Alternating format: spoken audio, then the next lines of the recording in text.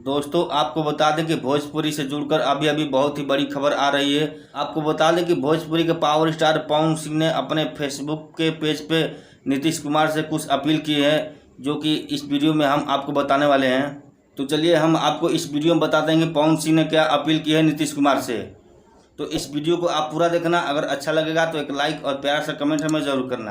तो चलिए आगे वीडियो करते हैं स्टार्ट। तो दोस्त आपको बता दें कि पवन सिंह ने अपने फेसबुक पे क्या पोस्ट किए हैं नीतीश कुमार के लिए। चलिए आपको बताते हैं।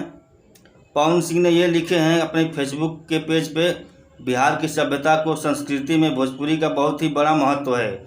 और उन्होंने अभी आगे लिखा है, अब गीत संगीत के माध्यम से जिस तरह जातिवाद का जहर बोया जा रहा है उस पर अंकुश लगाना चाहिए, नहीं तो बिहार की प्रतिष्ठा न धार्मिक स्तर पर, न सामाजिक स्तर पर और न ही राजनीतिक स्तर पर बनाया जा सकता है। भोजपुरी भाषाई कुछ कलाकारों की वजह से बिहार में जातिवाद उम्मीद न फैले।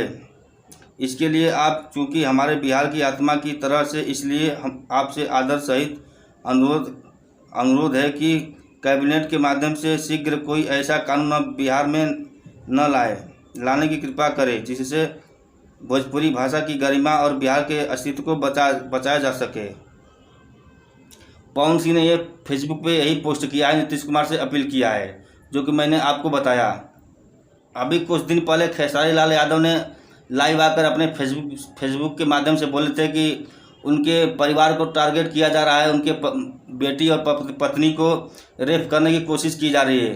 कुछ लोग बोले हैं खेसारी लाल यादव को धमकी दिया जा रहा है, जो कि खेसारी लाल यादव ने अपने फेसबुक पे पोस्ट किए थे, जो कि आप स्क्रीन पे देख रहे हैं। यही वो खेसारी लाल यादव ने अपने फेसबुक के माध्यम से सबको बताया था कि मुझे टारगेट किया जा रहा है और हमको भोजपुरी में बदनाम किया जा रहा है। और सोशल मीडिया का ज़माना है, इसमें कोई किसी को गाली दे सकता है, क्योंकि वो तो बंद कमरे में होता है। बाहर तो ऐसा हो नहीं सकता, क्योंकि बंद कमरे में तो हम प्रधानमंत्री को भी गाली देते हैं।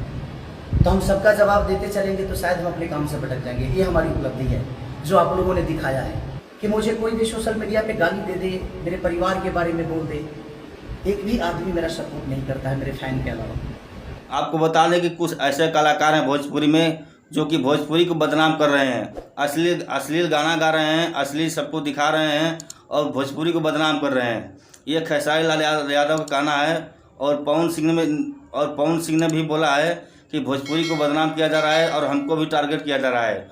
कुछ ऐसे कलाकार हैं कि भोजपुरी में अश्लील गा रहे हैं। ये सब जातिवाद के नाम से हो रहा है। जातिवाद लोग क्यों फैला रहे हैं? खेसारी लाल यादव बोलते हैं कि हम एक कलाकार हैं, हम जातिवाद नहीं मानते हैं। हमारा कोई जाति ना है, हमारा कोई ना ही जाति है ना कोई धर्म है। हम एक कलाकार हैं, हम लोगों का मनोरंजन कराते हैं।